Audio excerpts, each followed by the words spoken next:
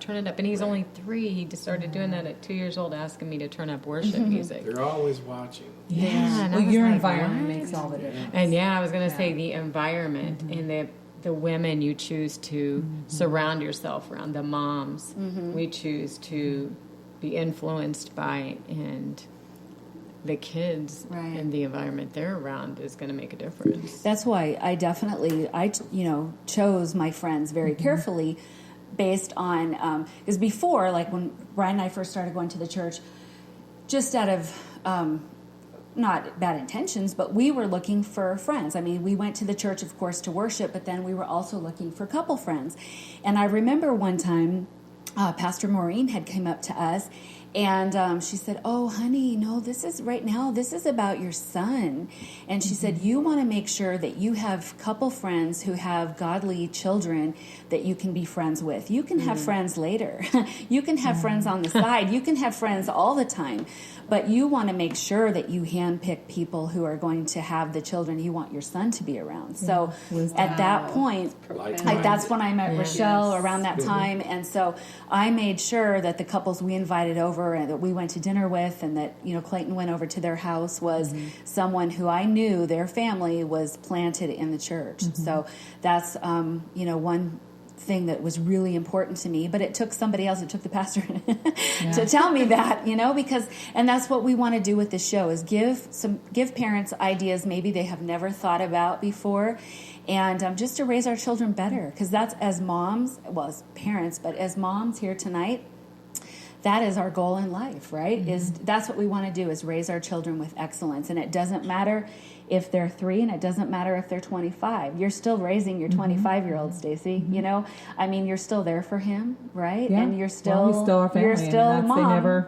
Exactly. So we just want to continue to, be educated, like Tina was saying, and by getting the word in us and going to classes and things like that, you just continue to learn. You don't ever want to stop learning.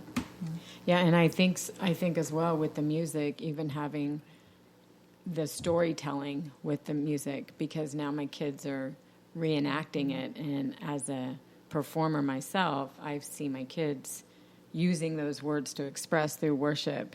And as a matter of fact, last week we were driving down the highway to Kansas City, and this song came on, and my 3-year-old was like, "Turn it up," but he says, "Turn it down," meaning turn it up. So we turn it up, and we're singing, and and everything, and it was just so cool because we're all singing as a family.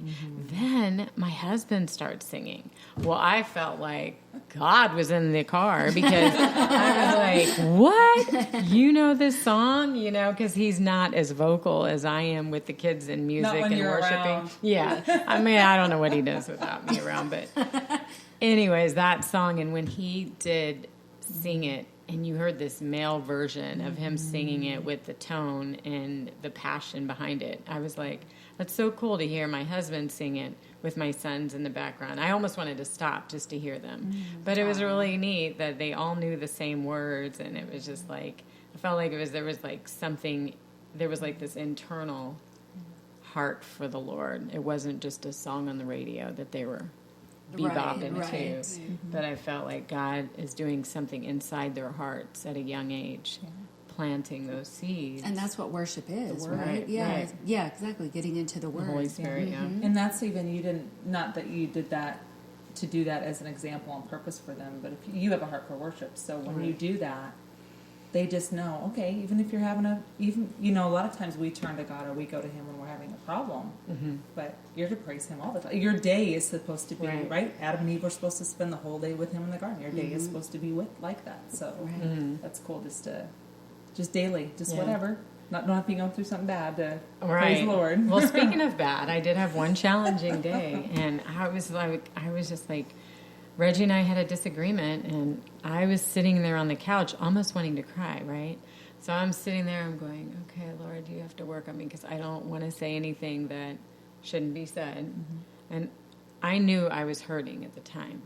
But the interesting thing is I didn't realize my 5-year-old knew I was hurting at the time. Well, he's in the other room, and I could cry right now, but he comes into the room where I am. I'm sitting on the couch, and he goes, Mom. And I said, what, babe? And he said, I went in the room and I just prayed for you. Aww. And I was like, what? Like, are Mouth you of babes. serious? You know, like, yeah, out of the mouth of babes. You know, it's like he felt my hurt and knew to go and pray. It's like, I didn't tell him to do that. I know Reggie didn't tell him to go and do this. So, Well, see, that's how he's being raised, right? And the worship songs, the way you're raising him, all of those are all coming together at, what, 5? yeah, 5? he's fine. Well, you were talking about music earlier, both of you were. And I know, Rochelle, you love music. Have you brought that love of music, like, with that connection with Vikram? Yeah, when Tina was sharing about the worship music, and that's what I kind of like to say is when you said that, raising Vikram in a godly home, sometimes I'm like, oh, I don't know if that really happened. Like, I don't feel like we were always the best example of a godly home. But I just want to hear other moms to know that it doesn't have to be perfect. It doesn't have to look godly all the time. And there's a lot of grace. I mean, we when my husband and I got married, neither one of us were Christians, really. We were both agnostic. So then I actually started listening to Christian radio. That's a whole long story. And that's really how I came back to Christ. We're going to have to But expand that's that. a whole other story. A whole nother. But just know that I had Christian radio on in the car because when I was listening to just regular secular music, I didn't like some of the things that were said between the songs. And so I started listening to K-Love. And so Vikram pretty much grew up listening to Christian music in the car, but it wasn't like me sitting down and I'm not someone that sat down and prayed with my son a lot. I'm Faith just being comes by honest. hearing. But he was hearing it in the music, power. And so everybody's going to live out their walk with God differently. And there's grace for that. It's going to look so different, in different families. So I can just tell you that we didn't do everything even close to right. So I really do truly feel like it's by the grace of God that Vikram turned out awesome. He really has. He's not amazing. perfect, but Everybody loves Vic. and he's got a great heart. That's the important thing to me. He really cares about people. He's definitely not perfect, but I do feel like being connected and planted in a church. No church is perfect, but I just strongly believe in finding a church and getting planted and having your children with you at that church and developing relationships. I think the key is something we were reading the other day was making the church yours. Not just attending church, but making it your home, your church home. Because when you take ownership of that, the kids see that. Yes. They see that pleasure and that joy and what we get out of it each time we go, because it's not boring. It's not mundane. We've made great relationships. We've made long-lasting, life-changing relationships there. And the kids do the same. Joanne was right with what Pastor Maureen told you. I mean, those relationships, they grow and they stay together for years. And it creates... Yeah, our friends, our boys are all still friends to this day. Creates healthy relationships. Yeah, and if you actually like to go to church, they're learned to serve there. Like, we enjoy serving there. We don't serve there because somebody tells us we have to do a You're not certain number getting of paid hours to a week. serve. But if you go and you serve, what are you teaching your kids? You're teaching your kids to serve just because you're serving. So rather than telling them. And that's how you get connected. I was going definitely. to Living Word a long time and never really got that connected to relationships with other attendees until I started volunteering. Right. And then that's how you have the time to talk. Because it's a big church, and there's some great big churches, there's some great small churches, but in a larger church, it's easy to kind of just come and go and not develop relationships. Right. You think about the time, I'm sorry, but if you think about the time that if you're not involved and you see each other once a week, 52 weeks a year, right? And we just say hi, bye, shake your hand. How many hours is that? Yeah. It equals about 4.3 hours a year. Which isn't much. Isn't much. So developing those relationships, getting involved and making it your home, that creates that environment that follows them for a lifetime. Because then whatever we sow into them, it lasts. And that as it gets watered, even if they drift off, and they always return to the fold. Right. Like the prodigal son. Yeah. I had a great conversation with my oldest son. He's 28. Yesterday, I was telling Roberta, and we got to pray together and talk on the phone.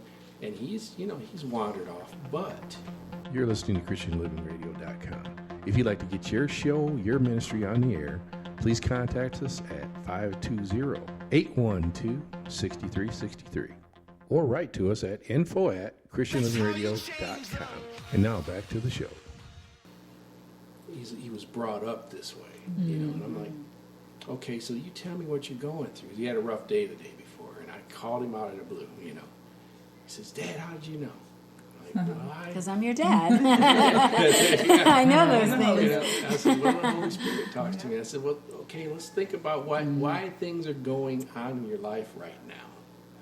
I said, because you're on the right track. You don't get attacked while you're out there and doing what you're doing. Yeah. He's like, wow. It turned on a light bulb. Yeah. And I use the analogy of gardening with him.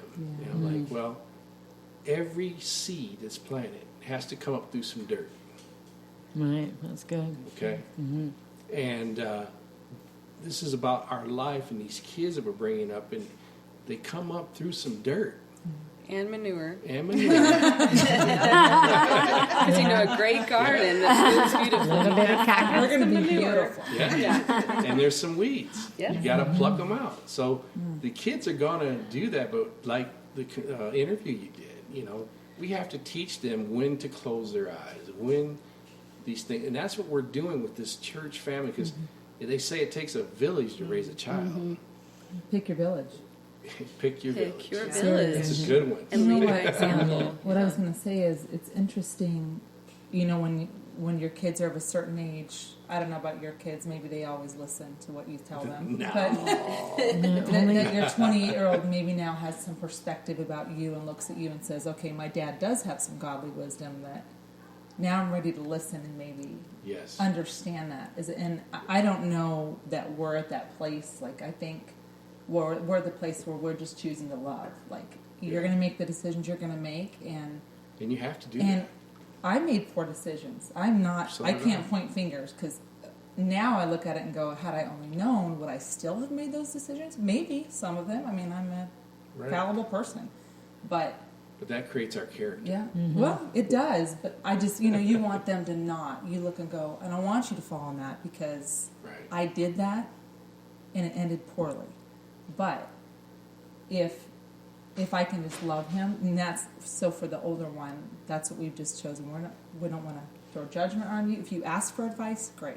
Yes. If you don't, you can't. Everything you're saying, I'm laughing because isn't that God? Except for absolutely. the choices part. But as far as we're just going to love him, and, I hope you made the right choice. We've given you, life or death. I hope you choose life. Choose life. Yeah. Right? And so, with us as parents, we talked a lot about how we go to church and we stay in church, we get planted, we stay, and we're connected.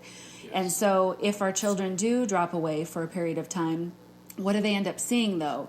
5 years, 10 years down the road, mom or dad or both are still planted in church. So what does that tell them? You stick with Stability. it. Because, they'll see that even though you may have had trials and you've come through the dirt and the weeds and all that, you still are strong, and there's a reason why you're still connected. Because, you know how we are. We're fickle as human. We don't stick with things unless it works, right? And so if they see us as parents, we're still, no matter what, we're Christians, and this is who we are. After they go through that period, not everybody does, but, finding who they are, and they see us standing strong, I think that really sends a big message to them. It does. Well, I think, too, also to add to that is to bring church home, Bring your church home. Like you said, make church the home, but also make your home the church. Like, we can also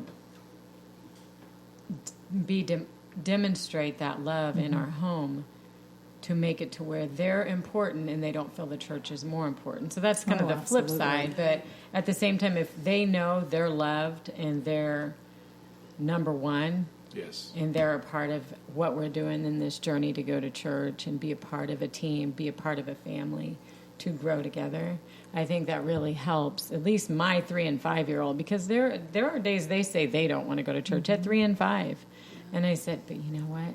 When you get there, I know how much fun you have because we share and we talk about scripture. We talk about what